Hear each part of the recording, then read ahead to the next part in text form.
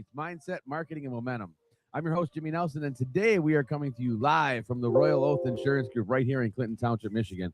Big shout out to the entire team here.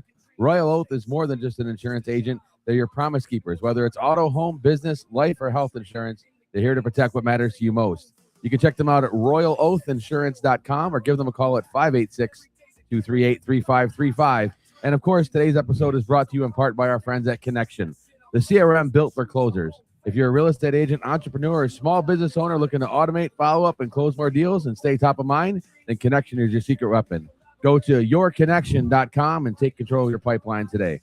Now, whether you're tuning in live on YouTube, Facebook, Instagram, Twitch, or X, catching the replay on Spotify, Apple Podcasts, Google Podcasts, iHeart Radio, wherever you stream, we're glad you're here.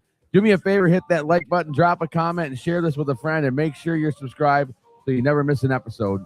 All right, guys, let's get locked in. We've got a powerhouse show lined up today, and if you're in business or real estate or just building something big, this one is for you. Good morning, everybody. Welcome into the Elite Real Estate Podcast again on this fabulous Friday morning. Super excited about my guest that's going to be coming on here in a minute, and we are going to get this show. This show's going to, has the potential to get loud today. I'm just saying. Well, here's my friend, Brittany Racine. How are you, my friend? I'm great. How are you? I'm good. Good morning. Welcome for joining us. And these early morning Fridays, I like to get agents out of bed and get them moving on Friday mornings. I was up. I got all these dogs at my house right now, so we were up early. Yeah, your dog fostering. You have two dogs now. You're fostering a third. Yes, but hopefully only for the weekend. It's kind of a temporary thing, but yeah, it's a little hectic here this morning. And just add another dog to it. It's fine. Yeah. I know. I mean, once you have two, it's like a circus anyways. So what's another one? Right. Exactly. So Brittany, let's talk about you.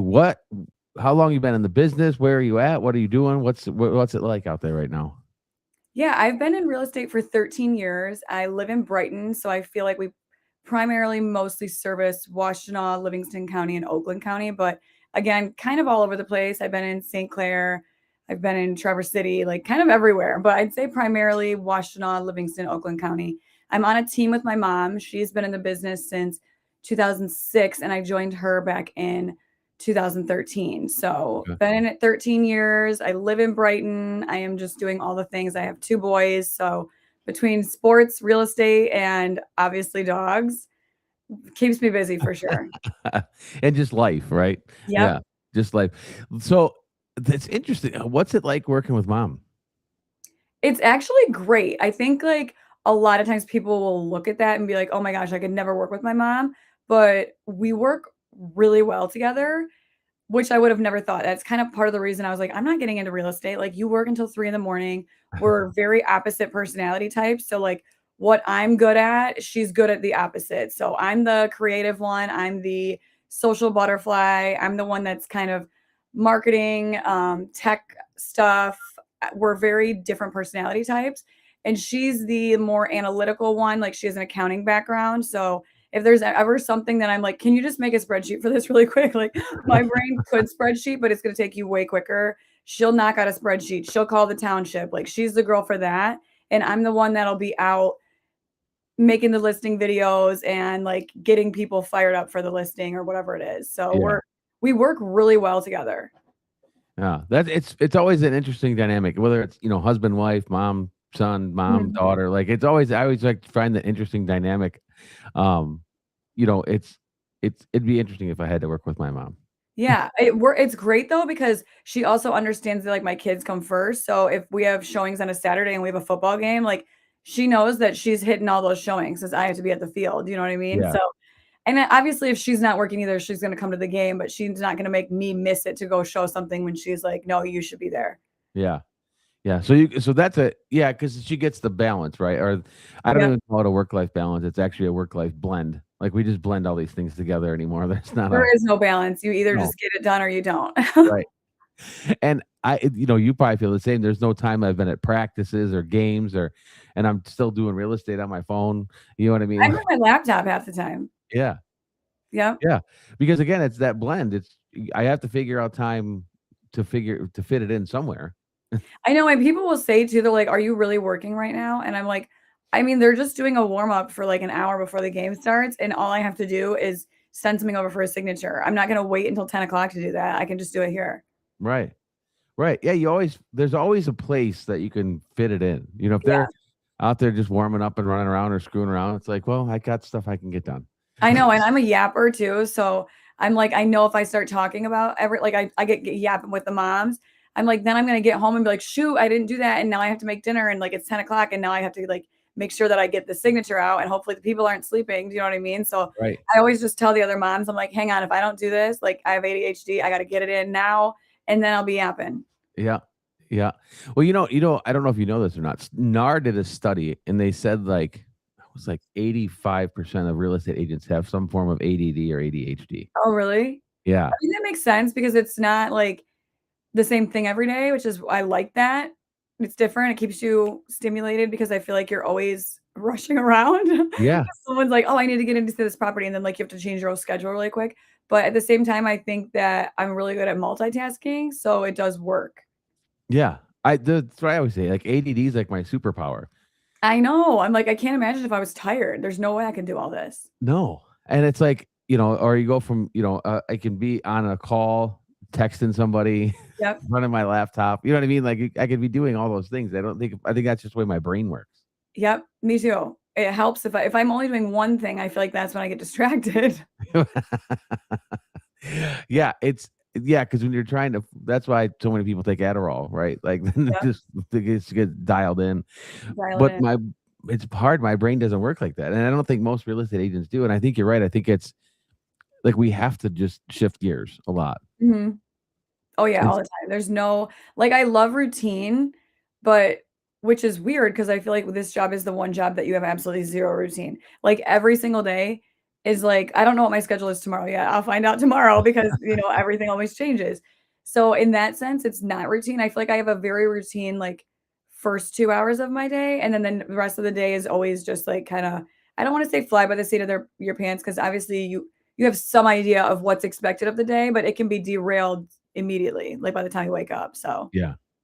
Yeah, there is some fly by the seat of my pants scheduling, like, yes, conflict in me, all the time, 'cause I'm a big believer in time blocking, right? Because if I don't if I don't put it in time blocks, then I know it's not getting done because 'cause I'm gonna right, do 6 other things that just right, and happen then to. you'll get stuck on a call, Yeah, or a call will lead to 3 other calls, yeah. yeah. I have a problem with email that and this is from the old corporate side of me, that I feel like I need to answer it right away. Like, I feel like I have to answer an email right away, and I Oh, really? but then it distracts me because then I'm like then I'm doing something and an email comes in, then I go check the email, and then I'm like, "All right, well, Yeah, I'll fix," and now I gotta go back to 3 problems that I had before that. right, I'm probably like that more with the text Yeah.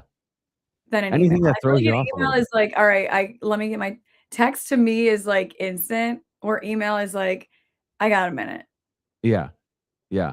That's probably where I should shift more than, like, but because I respond to text too the same way, but it just but the point is, like, then it just throws me off because then I forgot what I was doing.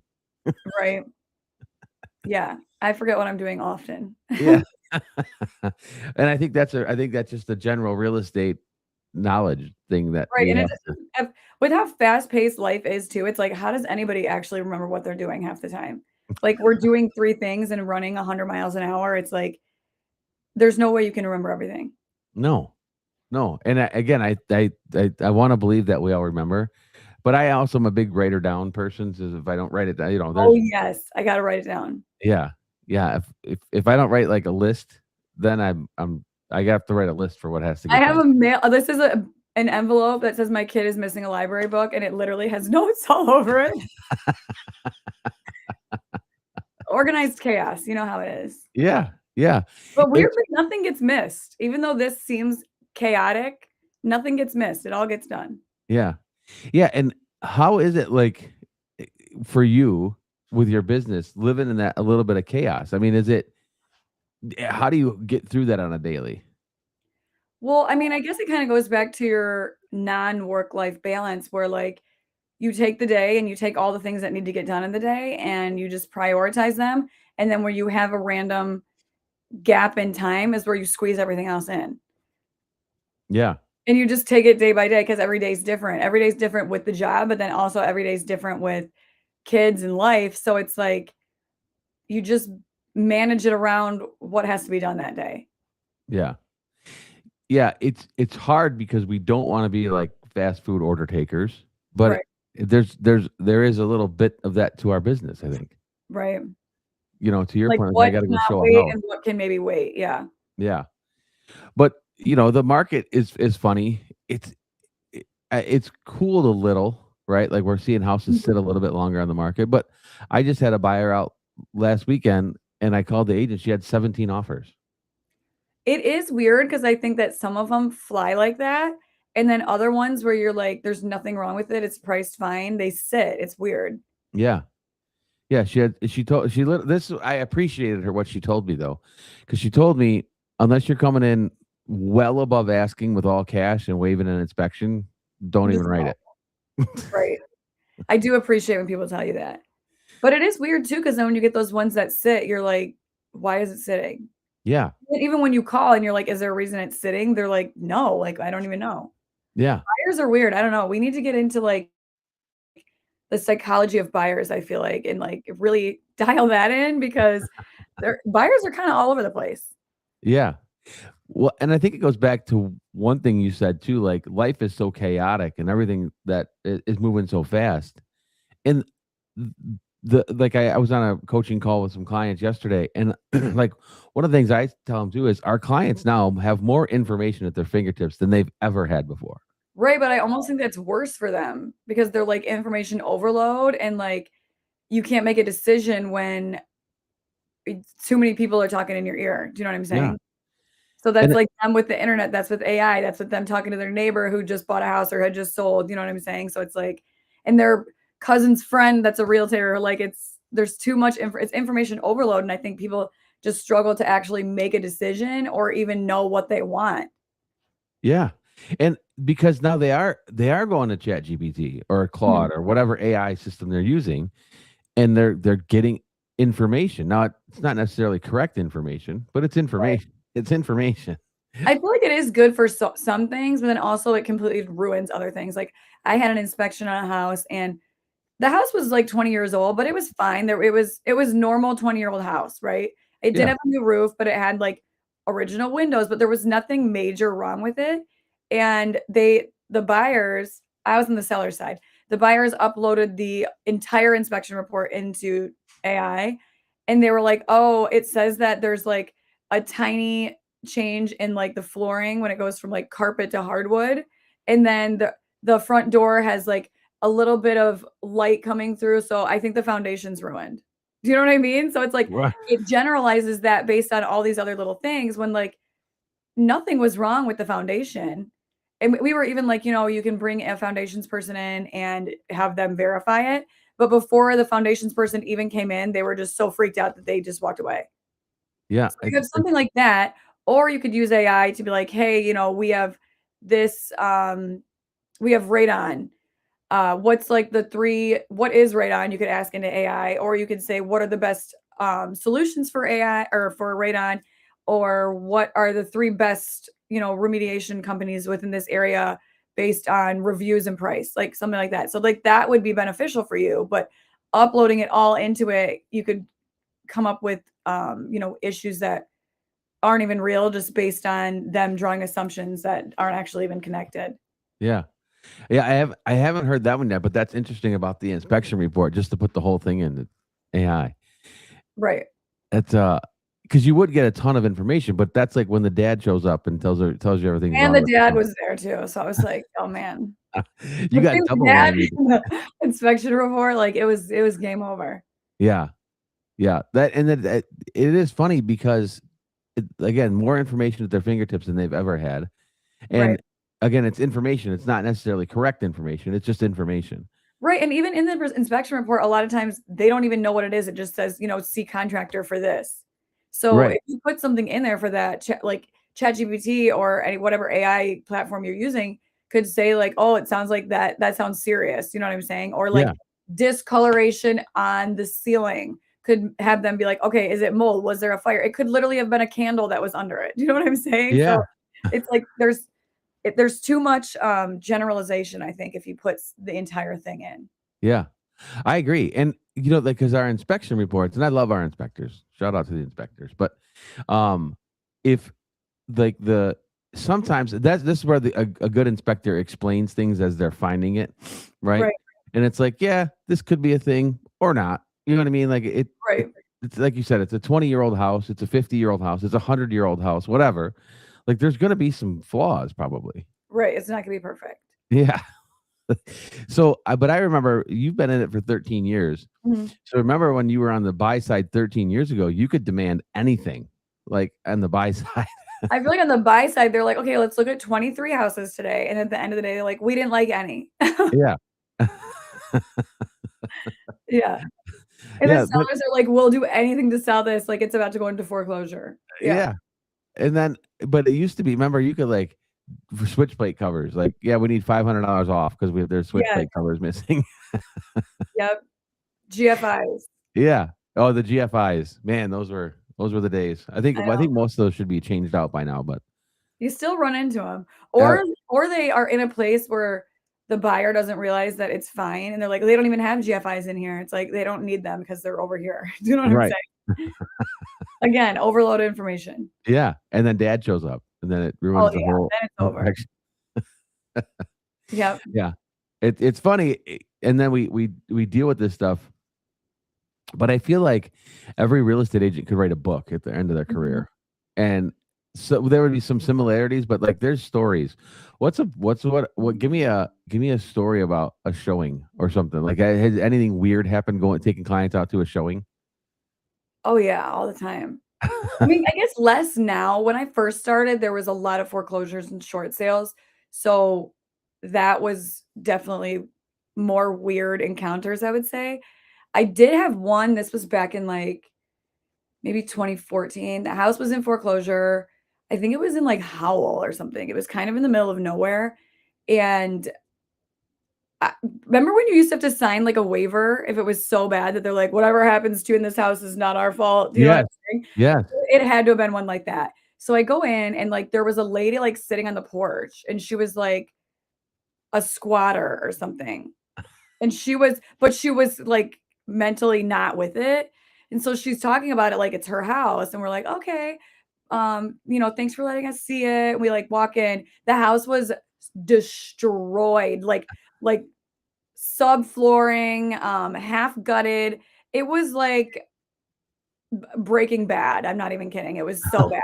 And I was with these people and I was like, I feel really bad just being like, you know what, we don't need to see anymore. Cause like the lady was there. So I'm like, let's just like walk through it really quick and just say thanks, And she's like, well, don't go in the bedrooms because the kids are sleeping. And I'm like, Oh, what? So that was interesting. So when we're leaving, my clients were like, "Hey, I kind of feel like CPS needs to be called."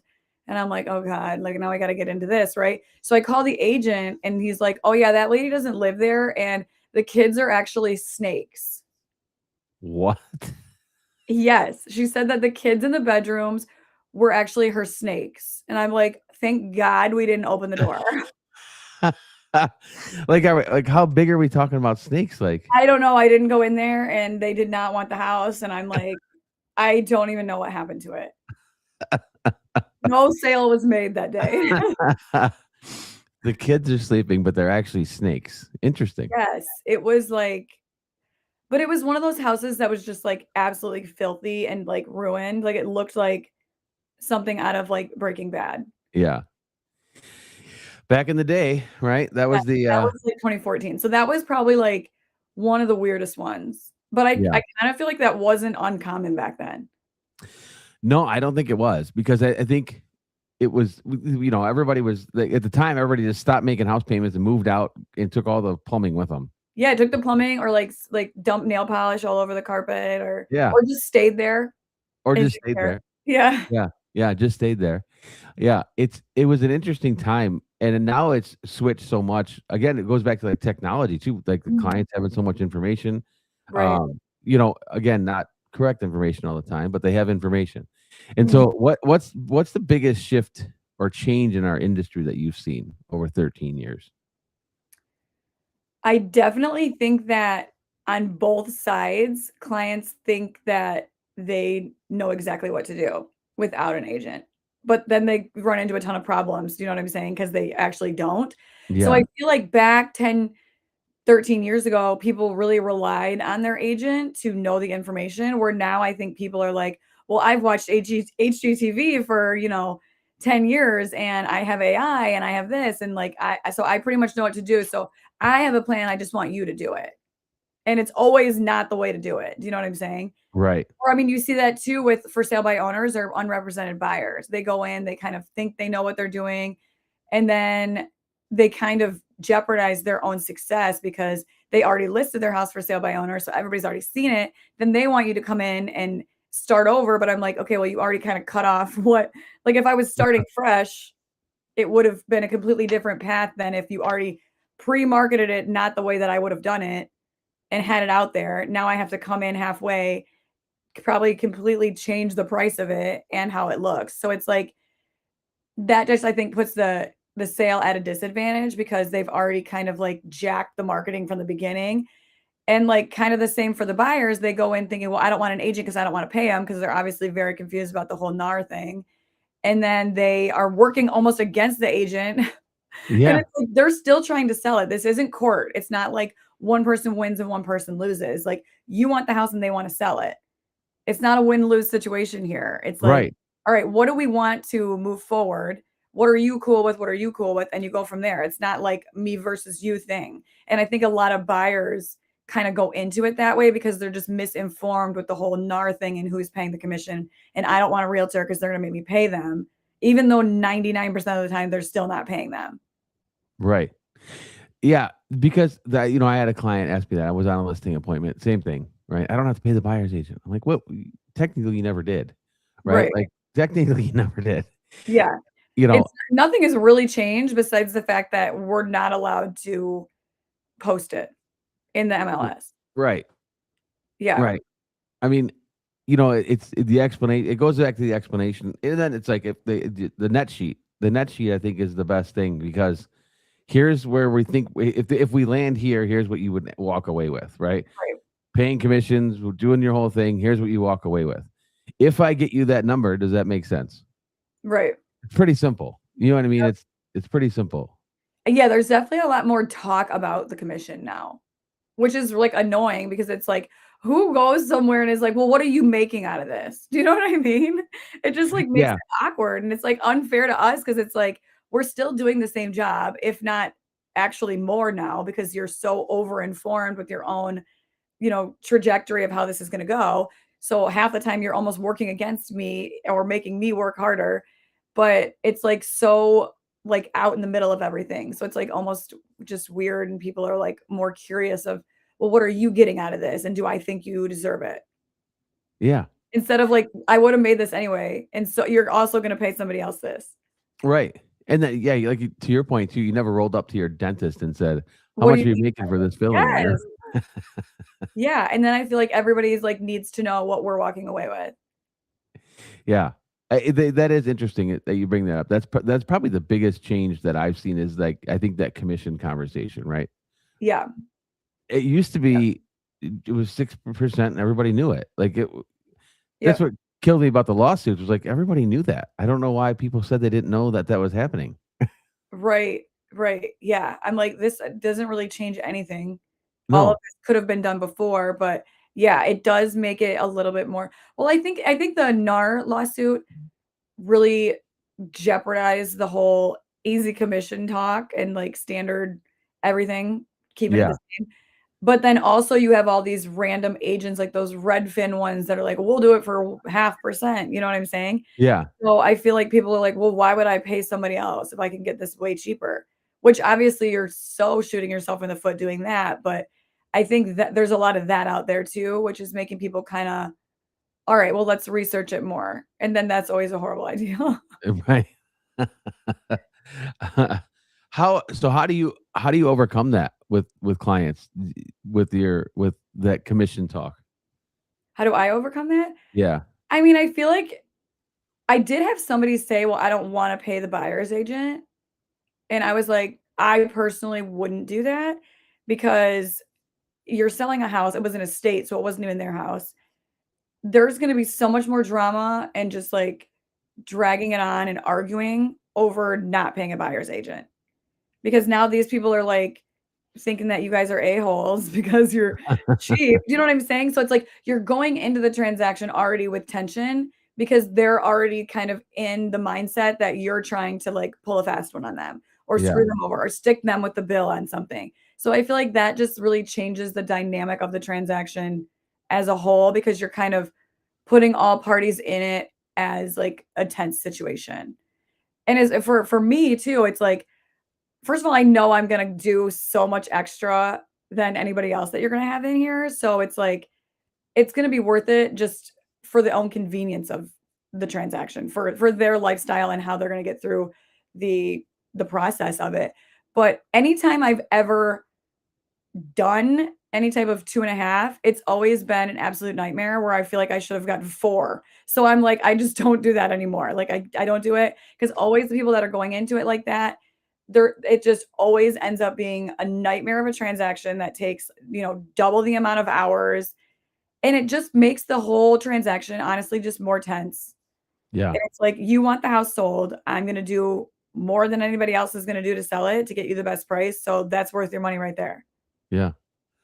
Yeah. It's showing them the value Right. of what they're gonna get. I think that's the most important thing that we can, share that with other agents is the fact that nothing matters. You'll pay whatever for anything, right?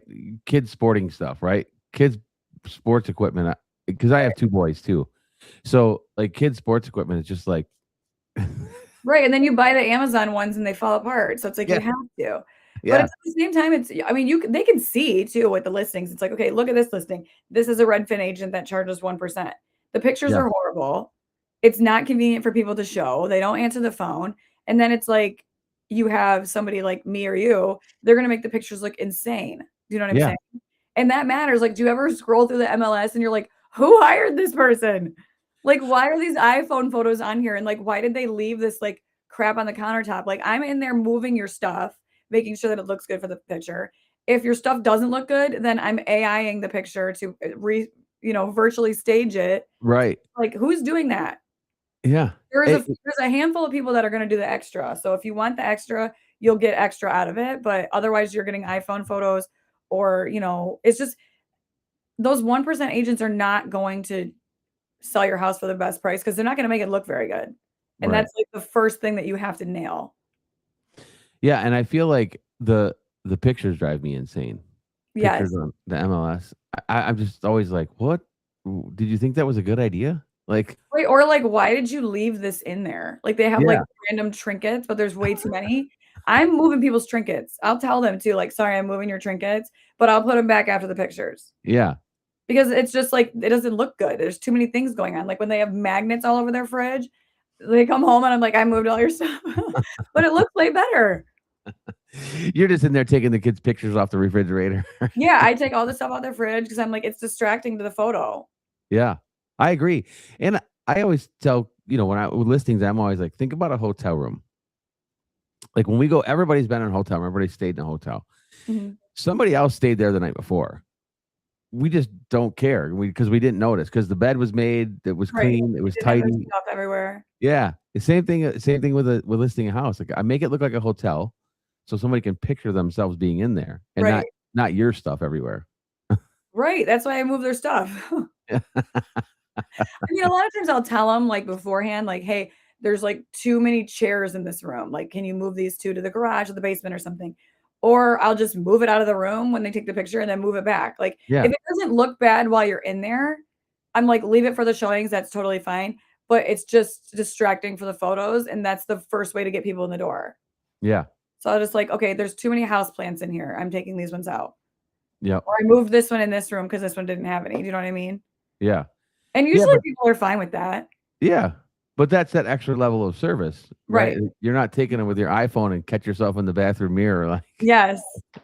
which I've seen on listings, which is I know. crazy. I'm like, who is looking at their house and be like, "Wow, it looks great." Like, they're Yeah. probably looking at it like, they look at any other house and be like, "Why does mine look so bad?" Yeah, crazy. Because my cousin's friend took his picture in the bathroom with the mirror in the way, you know what I mean? Right. And they're dark. Yeah. Yeah, Or they're the ones that drive they're really small. Like, Yes. what is that?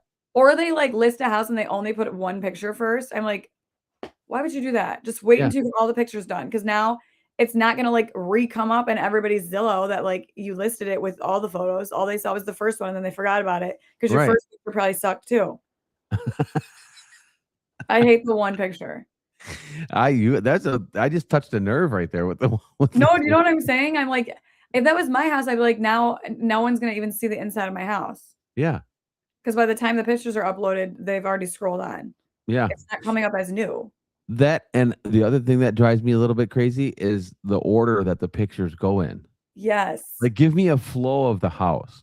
I don't want, like, 5 to 10 exteriors and, like, every angle of, like, drone first. No. Give me 1 or 2 if it has property, and then show me, like, the yard at the end. Yeah. Yeah, and then but, like, there was one the house we're under contract now, but the pictures were kinda we couldn't get a good feel of what the house looked like in the pictures, Mhm. and then when my client and I both walked in the house, we were like, "Oh, now it makes sense." Like, we It's had to actually look way better. yeah, I was like, "This It the could have picture." been that, like, because you know how some photographers will put it in, like, a good order, so then you can just upload all of it like Yeah, that, and then other ones don't, so, like, they'll do, like, whatever way they went through the house, and so then they put it in, so then it makes the agent go through and be like, "Oh, now I gotta put it in the right order," you know what I mean? Which, like, weirdly takes more time than you think it would. So right. it seems like maybe those people who put them in that weird order just uploaded it directly from the photographer and then didn't move any of them around. Yeah, or gave the photographer access. Yeah, there's probably some explanation to that, but Yeah. yeah. But don't stop doing iPhone photos. Oh Like, my god, no iPhone photos. I feel I like know your they're iPhone fine for, like, social media if you're, like, but you have to be kinda good with it. Do you know what I yeah, mean? yeah. Like, if my I mom's taking an iPhone photo of something, she sends it to me, and then I make it pretty, and then we use that. But it's not going in the MLS, do you know what I mean? right, right. Yeah. But yeah, the iPhone photos in the MLS just kill me. Oh my god, no. And it's not Yeah. if it's an investment property and, it's 50 grand or whatever, but maybe, but I still Yeah. hate it because they come up really small. They come up like weirdly, pixelated and stuff like, Right, they look bad, but then I also am like, "Who is this agent?" You know, they're definitely not gonna answer their phone. They probably have a fax machine still. You know what I mean? Like, you just know going into it that the agent, like, doesn't care and, like, probably is gonna be difficult. still has cuffs in his pants. Yes. Yep. Yeah, the boiler room style. Mhm. Yeah. Fax over Um the cover sheet. Oh, that's funny. Um, and it's funny when I still see business cards with people that have a fax number on there. I know. I'm like, "Who has a fax?" Yeah, let me deliver it on a dinosaur. Oh, well, you have a podcast too. Yep. How did that get started? I know, that's kinda interesting too. So, my podcast I started in June of last year. It's called Mike It Loud, and I was actually speaking on several other podcasts just about, like, life experiences, real estate, like, just different things just to kinda, like, practice talking and, like, telling my story so that I don't know. When someone says, "Tell you your story," you're like, "Oh my god, where do I start?" Like, Yeah, birth or, like, you know what I'm right. saying? So it's hard to kinda dial it in. So I use those as just a way to kind of practice telling my story and connect with other people. And they were all like kind of small scale podcasts.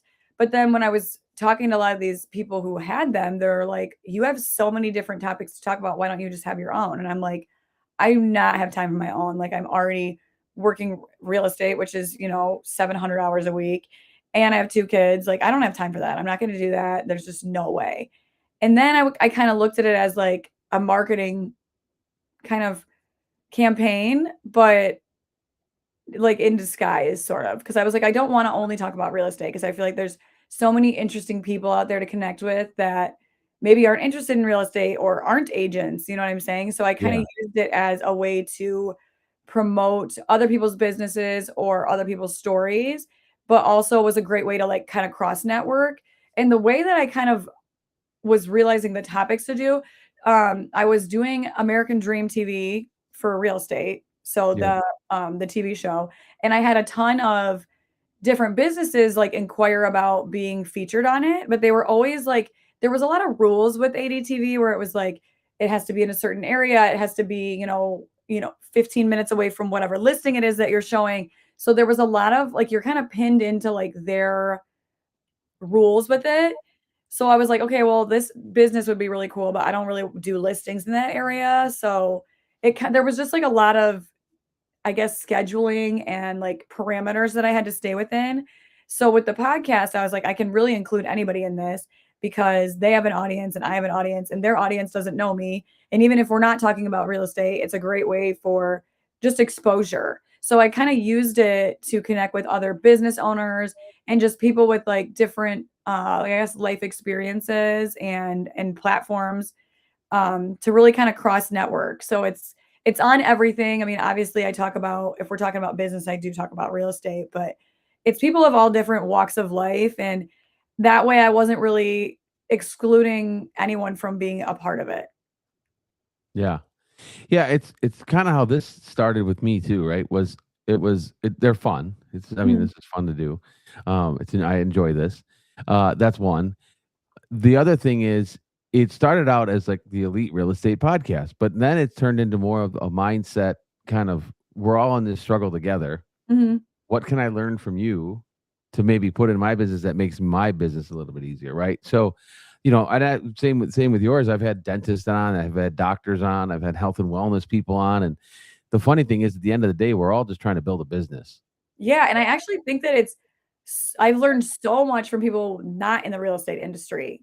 Yeah, How they run their business, I'm like, "Oh, I could actually use that and just tweak it a little bit and use that as well in mine," but it's completely different, you know what I'm saying? Where I think a lot of times when you go to these real estate, like, learning events or lunch and learn or whatever it is, everybody's learning the same thing, and a lot of times you're kind of behind the curve of what other industries are doing that's kind of more advanced. So I think learning from people in different industries and what they've implemented and what works for them is a great way to, like, be creative and kind of work that into your own business. yeah, yeah. It's true because I always being at like Spring Showdown, right? Like Spring Yep. Showdown was so fun. Um, and I've been a part of all of them, right? Like I was on the inception and how we kind of came up with the idea of even doing the Oktoberfest and Spring Showdown is we did a real estate panel but we had real estate got people, but then we had Robert Courtney came and talked, and then we had one of the basketball coaches from Rochester College come over and talk, and so it was we were trying to get a little bit different with it, and that's Mhm. after that was done. Keith and I talked about it, and Keith was like, "How do we make these more fun? Like, how Yeah. do we?" And I was like, "The last scene in 8 Mile." That's where it all came from. I was like, we were sitting on the bed of my truck in the parking lot after that panel, and that's where we kind of came up with the Oktoberfest and Spring Showdown idea.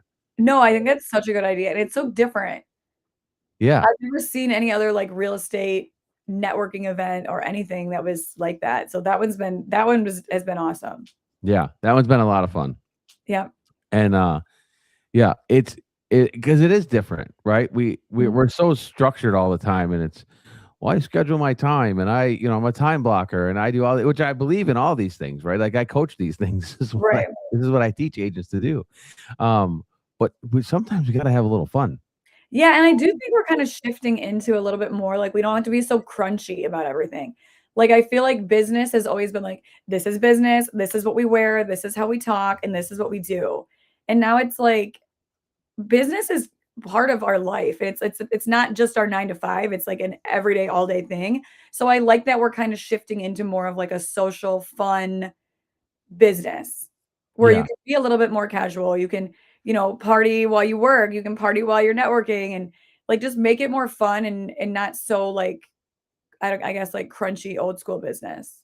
yeah, yeah, and because you do have a podcast, right? It might get loud, and that's fun stuff, and like it's creating energy in our industry. I think social media has done a lot of help for us and probably hurt us a little bit too. Oh, for sure, and it's cool too because I think a lot of the people I have on are, yeah, business entrepreneurs, mindset people, but are people that just have, like, overcome a really crazy situation that a lot of times they want to talk about and they don't have a platform to talk about it. And those have been some of my best guests because they have really nosy audiences. Yeah. Like somebody I had on, who I went to college with, and like she recently was posting that she had gotten sober and she was like, I was an alcoholic, but like she didn't really say like the everybody wants to know, okay, like how bad were you? What were you doing? Like how did Yeah. this happen? Do you know what I'm saying? Like, and she's like, I've always wanted to say it, but it's just so weird. Do I just get on and say, like, this is what I was doing? Do you know what I mean?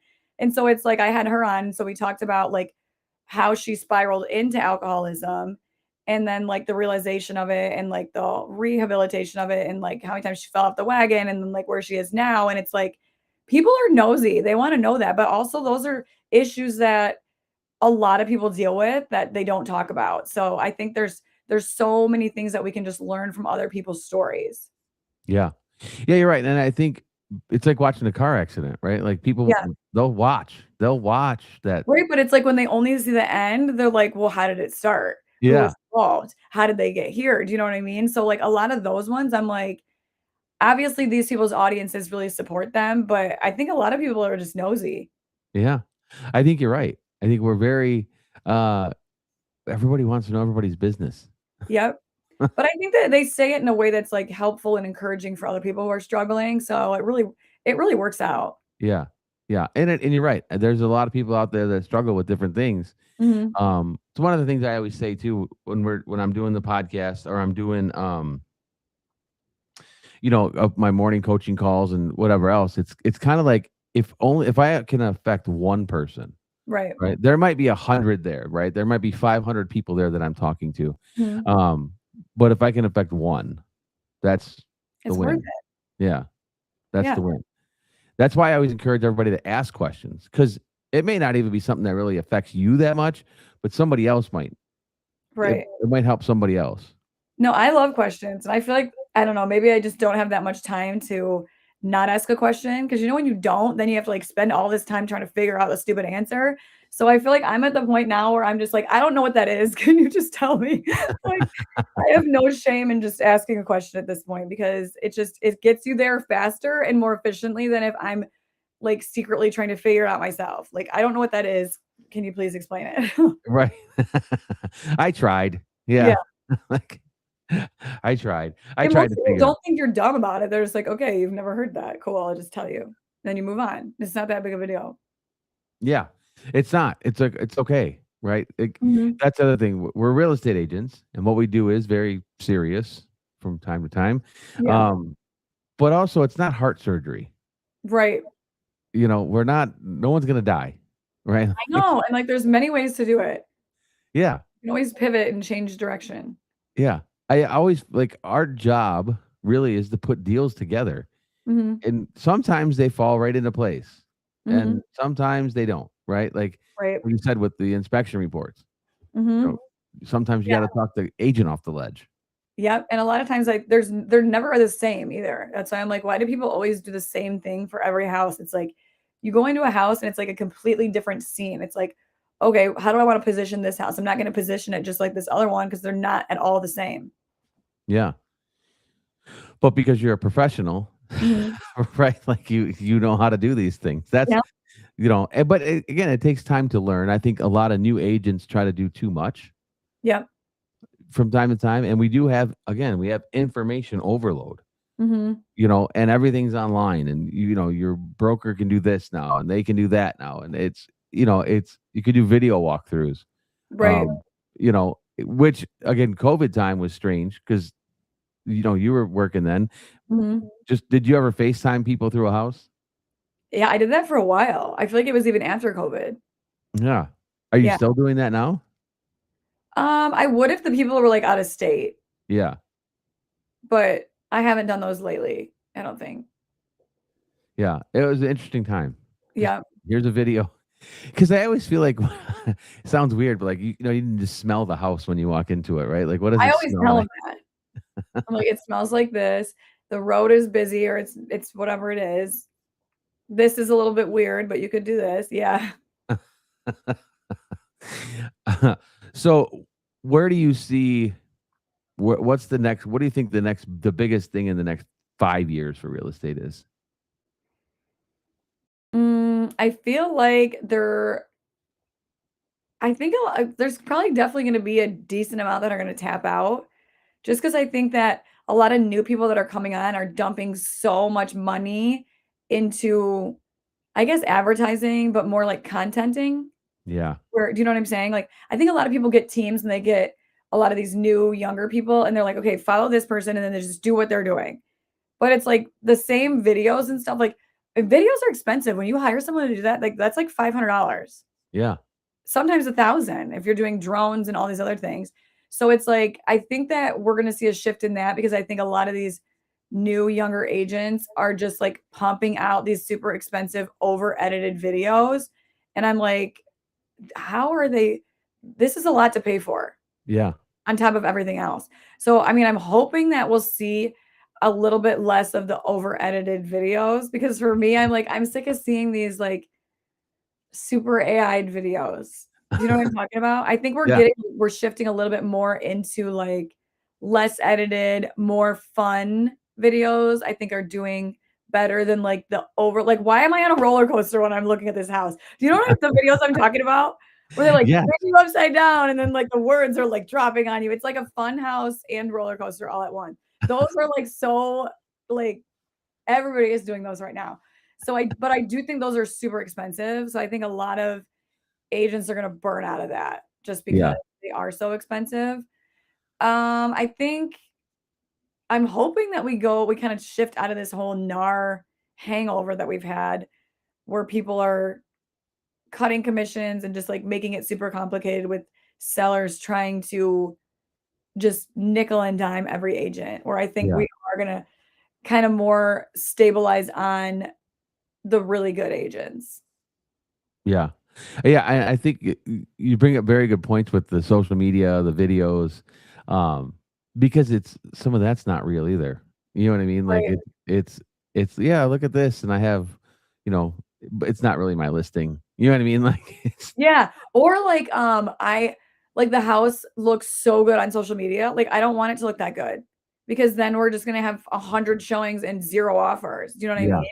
Like, I had a really hard listing 2 years ago. It had, like, the worst foundation I've ever seen, ever. It was a lake house, and it was I remember he called me, and he's like, "The foundation is shifting a little bit." I'm like, "Okay, so, like, how much is it shifting?" He goes, "Like, 7 inches." I was like, 7 inches? Like, the whole house was like this, right?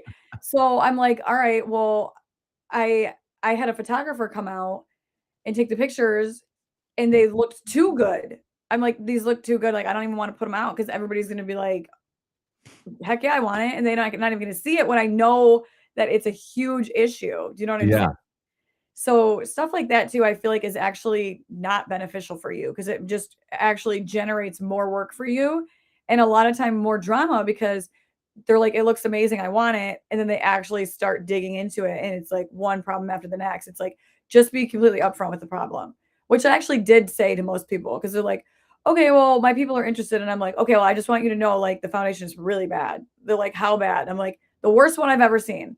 Before you go." Just because, like, we it was an oh my and when the house was priced, like, under 300 and it was waterfront. It was amazing property, but the house was it was a slab, like, you couldn't do anything to it. Do you know what I'm saying? Like, yeah, all the foundation people that came in, they're like, "If this was a crawl, I would take it all day because I can fix it." You can't right. fix the slab, that's sinking 7 inches. It was, like, broken in the middle of the house and sinking on one side.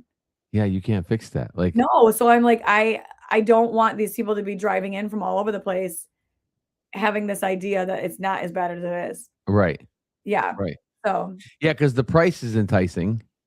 Y right, they're like, "Why is it so cheap?" And I'm like, "Because Yeah, the foundation." I had to be upfront with that. yeah, Because then I'm also like the people that live in the house have to leave for a zillion showings and then have no offers. It's like it's not helping us to think they're gonna overlook it because then they're gonna have an inspection anyways and realize how terrible it is. So right. it's gonna be in our best interest to just tell them what they're dealing with. Yeah, yeah. I had a buyer on one not too long ago. It wasn't quite 7, but it was about a 2-inch drop, and it was an addition, which the part that was cracked was a slab, Yeah, not over the basement, right? So I'm like, right. "Well," You have to tear it off.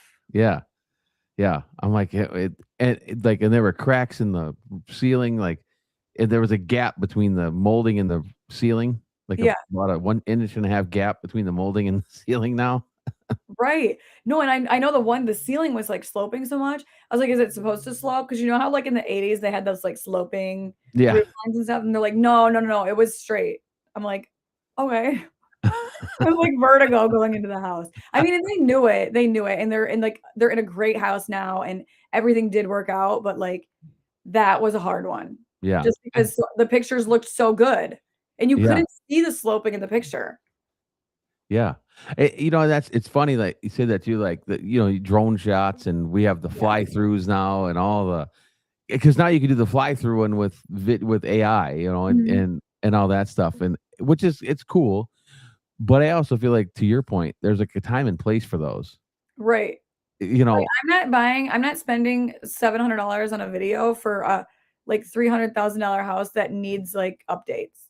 Right. I'd rather just showcase something else and, like, keep it very simple, because then otherwise you're, like, almost oversharing. Yeah. But Because then when you have those problem houses like the foundation, it's like, those are the ones that you have to just know what you're dealing with and just overshare in the beginning, because otherwise you're just gonna drag it on and everybody's gonna get frustrated and it's gonna be one problem after the next. yeah. Now it did have to help when you first got in the business working with your mom. So what was that? It had to feel good, like, when you first got in the business, being able to, Oh, like, yeah. throw questions at your mom, you know what I mean? Oh, yeah. Yeah, definitely. I mean, I still ask her stuff sometimes because she did all the short sales and all those things, which, like, we don't run into that much anymore, but, like, HUD homes and all that, I'm like, I don't even remember how to do that. It's been so long, you know what I'm saying? So, yeah, no, she is, like, a wealth of information too, because 'cause she's been in it for so long and she's seen every type of market, which, I mean, I started back when there was still foreclosures and short sales, but it wasn't the worst of it. Yeah. Yeah, So, I yeah, mean, yeah, that was a little later, but, it's still and I talked to a couple of people that still there's short sales out there. Like, people are like, "They're increasing." I'm like, "They're not really." They're increasing, but because we were in such a crazy market for so long. I know. Um I remember when I started, I'm like, "Why are these called short sales when they're, like, the longest sale ever?" They should be called long sales. I know, that's what I used to say. We had so many of those, like, the first year or 2 that I was in. I'm like, "Ah, these are the worst. We even have to show this house?" Yeah. Right. Yeah, and then let probate be involved and, Yep, and then by the time they finally, like, approve it, then they're like, "Well, we need you to, like, fix this and this," and then the people have, like, no money left. Yeah. right. Yeah, we need a new roof, we need a furnace, we need all kinds of stuff. Yeah. Yeah, I do find it interesting, no, I think companies have come a long way as far as, like, roofing companies. I had the guys from Roofana on about a month ago, I think, but, one of the options that they have is for sellers is, like, the pay at close option. Yes. That is definitely helpful, I think, for a lot of people. Yeah, because you then it just becomes a line item on your sheet, and it On your it closing doesn't yeah, it doesn't really matter. I've seen, like, inspections that do that too, like, we can just pay on the Yeah, at the end, yep, which I do think that's, like, super, super beneficial for a lot of people. Not that we're seeing a lot like, when I first was in this, there was a lot of sellers that had to bring money to closing, and yeah, then you never saw that again for years, and then it's like I almost had one the other day, but it ended up not having to do that, but I do think with people buying when it was so high, depending on the area, that is helpful for people who've had to, like, turn a house quickly when they bought really high. yeah, So I'm glad they do have that option. It does make things a lot easier for people and, like, easier to swallow when they're closing, but, I right, mean, in the areas that I'm primarily in, I still don't think that short sales or anything are gonna pop up just because the values keep going up. yeah. Yeah, Oakland County is still up, I think, 8% from what it was Yeah, last year, so, I don't know how many more percentage points Oakland County can take over there, but yeah. Yeah, and even Brighton, it's like they're building so many new houses, and a lot of people are, updating the houses they have. It's like the values they keep just bringing all the values up. yeah, which is good. Yeah. But I do think that's where we see some of the struggle with first time home buyers a little bit is Yeah, because they're first time getting home kind of buyers are priced hard out. because it's like when I first started, it was like 100 grand, 150 that you could get a house, and a decent one. And now it's like 400 is the new 150. Yeah. Yeah. the one I was talking about where the pictures were kind of out of order. Yeah. We're under contract at 158. Wow. Where's that at? Roseville. Okay. But it's a nice little house. It's like but it was they were on the market for way too long. But I think it had a lot to do with the pictures. Right. I It was think so on, too. yeah, they were on the market for 60 some days, and I happened to stumble on it, and I was I like, got people too that are like, why do you think this hasn't sold? I'm like, the pictures are horrible. right. I'm like, the house is probably not that bad, but I would have moved all this stuff and like, yeah, the Yeah, pictures matter for sure. yeah, it's hard. It's hard. But where can everybody find your podcast? It's what's the podcast? Might Get Loud. It's called Might Get Loud, yeah, with Brittany Racine. It's on all podcast platforms. I'd say 90% of people listen on Apple and Spotify. But there is a YouTube channel that I actually never do anything with. So sorry if you're a YouTube person. It is on there. I was putting it on there because I was like, if somebody wants to see the video version instead of audio, I'll use YouTube. But YouTube is such a like beast of its own to grow. So I like actually never really promote it, but it is there because you can also watch the video on audio on Spotify. So Okay. there's audio only on Apple, iHeart Radio, all those other ones, and then there's video on Spotify also. So you can do video or audio. I love it. I Yeah. love it. And we've got a few minutes left. What's your words of wisdom for new agents? For new agents, definitely don't be afraid to ask questions. Don't be afraid to ask questions and do the marketing and the like marketing yourself as your own brand. Don't take somebody else's idea and try to like continue to mirror that. Make it your own because in real estate, like you are your brand instead of just like trying to fit a brand. So I think definitely sticking true to like who you are as a person as your brand is going to make you stand out better than just trying to fit into somebody else's. And don't be afraid to ask questions because there are so like you never know 100% of anything because you haven't sold every house. Every house is going to be I've never run into this. You know what I mean? You're always going to have one where you run into something like that. So don't be afraid to ask questions. Yeah. Yeah, there's something new every day Mhm. that I'm like, wow, I haven't seen that before. Yeah. Or even on like inspections, like Washtenaw County well and septic, like they're so intense about their well and septic. So I have the, septic guy come out and test the septic for a property that was listed. And they had a septic in their barn also because they had two. And he's like telling me what was going on with it. And I'm like, okay, so does this need to be fit? Like, just ask them. They Yeah. know too. He does that out all the time. So they're like a wealth of information. And I'm like, can you fix this or do I have to have somebody else do it? He's like, actually, I can fix it. I'm like, cool. We just saved 2 weeks of getting somebody else out here to look at it. You know what I mean? Yeah. Yeah. Ask more questions. Yep. Yeah. Ask more questions. I love it. I love it. And how's your business? What's the plan for you? What's your goals for this year? I've actually been doing great with the goals so far. I think we did 20 million last year between the two of us. So shooting for 25 this year. I think we had a weird start to the year with the whole like we had a weird delayed spring. I feel like everybody kind of Yeah. did with the whole like war and everything that was going on with that. But then we like hammered out a ton in like 2 months. So I'd say we're on track.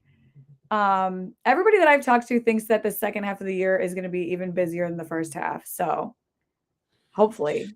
Yeah, that seems to be where hopefully everybody's headed. If we can wrap up a few things overseas and tighten some things up in here and get people moving. We just think about if the rates dropped like 0.5%, it'd be great. That would be great. We just need that. We just need that 0.5%. Yeah, that would definitely help also, for sure. Yeah. Well, my friend, I appreciate you coming on. Yeah, thanks for having me. This was fun. Yeah. And where can everybody find you on social media? I am on Instagram at Brittany Racine _ and then on Facebook, just Brittany Racine. Love it. And Might Get Loud podcast. Yep. Go check out the podcast. Find it. Thank you for joining me this morning. I appreciate it. Always a great time. And I thank you again for coming in. Guys, find everything on the YouTube channel, the Elite Edge Network at the YouTube channel. I do it on YouTube too. So yes, I'm sure you're doing the YouTube big. All right, guys, I appreciate it. We'll be back next Friday. Take it easy, everybody. We'll talk to you soon.